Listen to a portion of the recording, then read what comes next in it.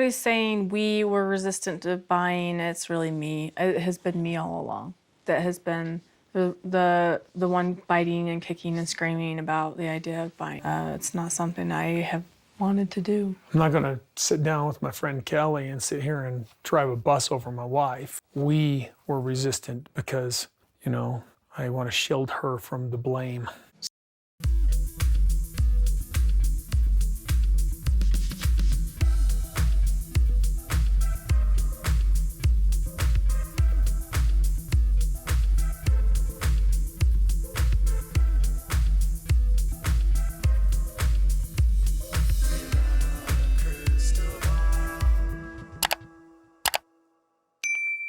Hey friends, it's Kody from Without a Crystal Ball. Welcome back to my channel.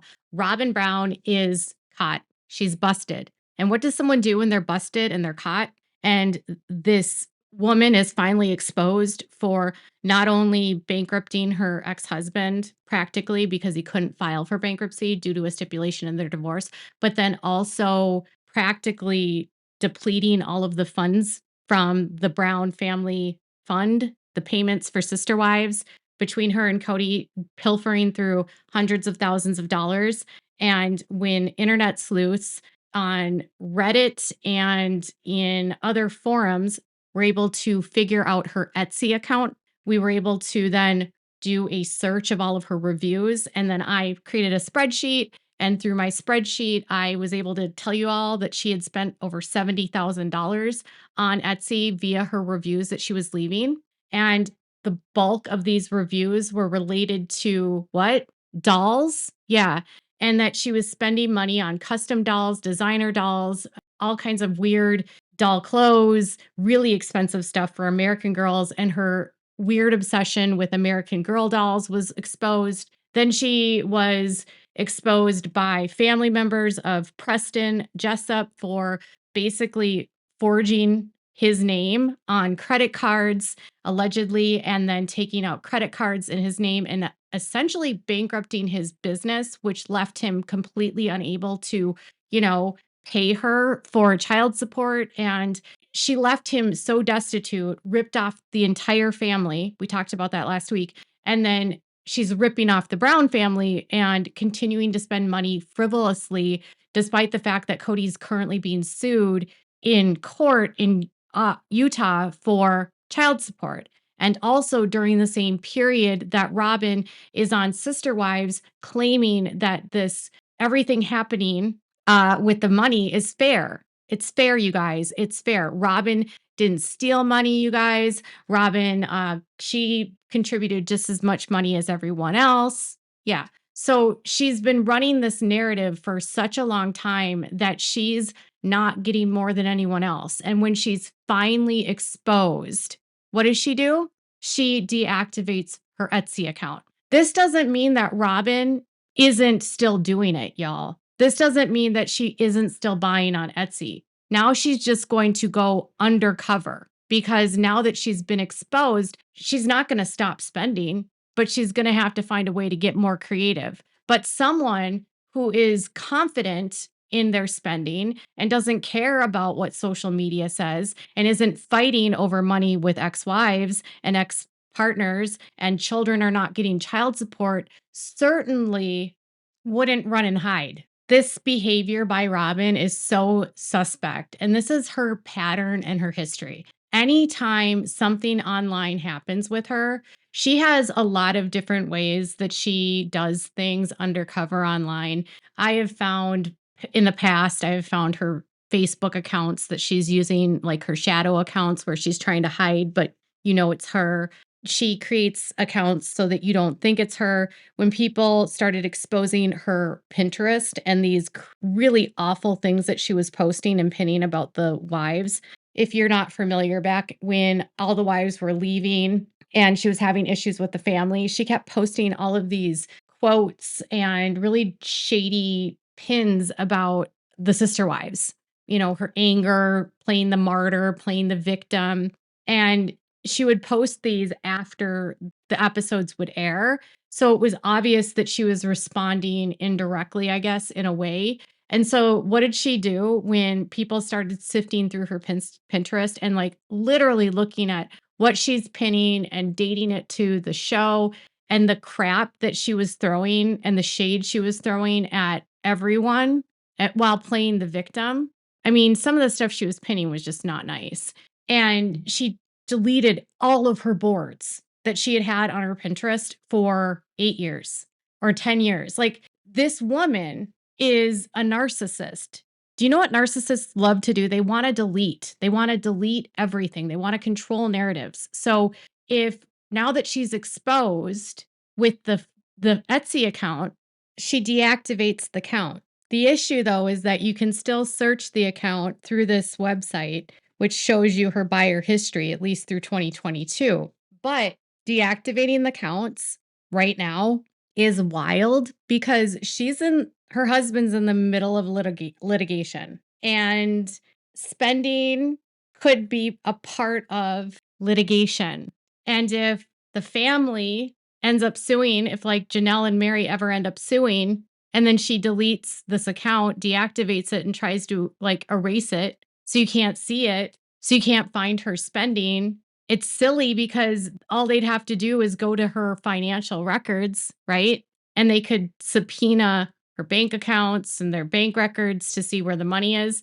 But the deleting and the deactivating of the account reminds me of how Janelle said that when Kody and her were fighting about finances and how Janelle was arguing with him about getting his name off of the bank account and wanted him off of her bank account so that she could just move on because they had a joint account.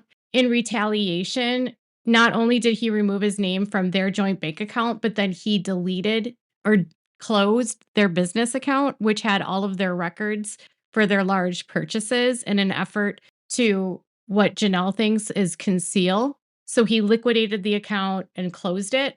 And then Janelle could go back and get the records, but it's not as easy. So anytime they're confronted with the truth about their spending or the truth about money, they try to delete it so there's no record of their spending. So that when these women come to them and say, listen, I found this proves that you're spending obscene amounts of money on clothes.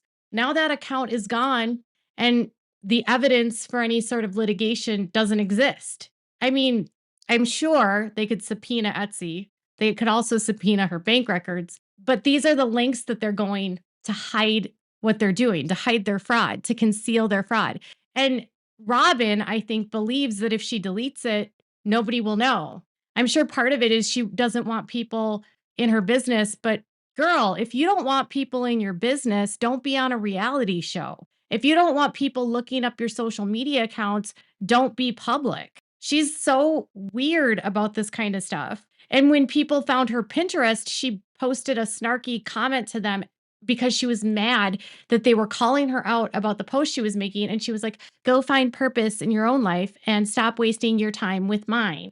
I'll never forget the episode on Sister Wives when Kody and Robyn were meeting with a credit specialist in Nevada. And it was right before they were building the houses in Las Vegas. And she was trying to get approved for credit. And the credit specialist said, you've been under the radar. And at the time, I don't know that I necessarily understood what that meant. But I remember Robyn making the comment and saying, well, that's not because I was doing that intentionally. It's because I got divorced. I wasn't trying to change my name that many times. But Robyn is under the radar. And she was using multiple last names. Her maiden name is Mark, M-A-R-C-K. Her legal last name never was Sullivan, but yet she would use Robyn Sullivan. Her married name was Jessup.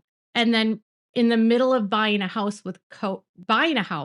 and before she even closed, she legally changed her last name to Brown. All of these are done to discreetly try to hide your identity from creditors.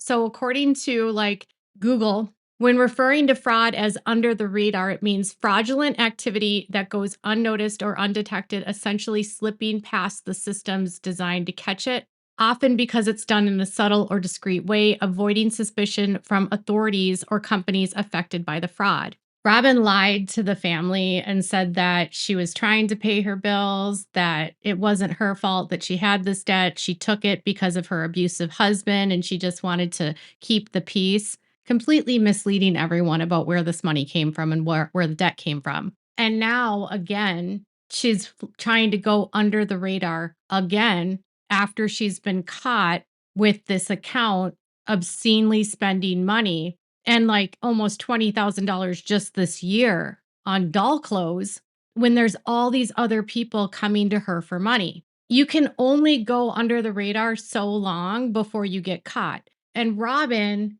because she's always tried to keep such a private digital footprint, she's always made me suspicious. Every other one of the women have no problem being fully public. They engage openly on their social media. They post directly as themselves, even when they get hate. And Robyn, ever since it was exposed that like everyone was leaving and a lot of it had to do with her and a lot of it had to do with the money issue, she went under the radar and she stopped posting publicly on Twitter. She stopped posting on her Instagram. She deleted her Facebook account. She deleted her like sock account that she had on Facebook. She changed her name on Pinterest multiple times. She's tried to use different names on social media that hide her identity. If you know that you're not doing anything wrong, you shouldn't care what the people online say. But the reason why I think she's reacting this way is because, again, she's continuing to be under the radar. Her goal here is she doesn't want to get caught ripping them off. And once the story goes viral and family members start talking about it, it's only a matter of a time before that news gets back to Janelle, Mary, and Christine, who all are fighting Kody for money. And one of the last fights they all had before they all left had to do with Robyn spending all of the family money. And all this is proving is that Robyn is still spending the family money.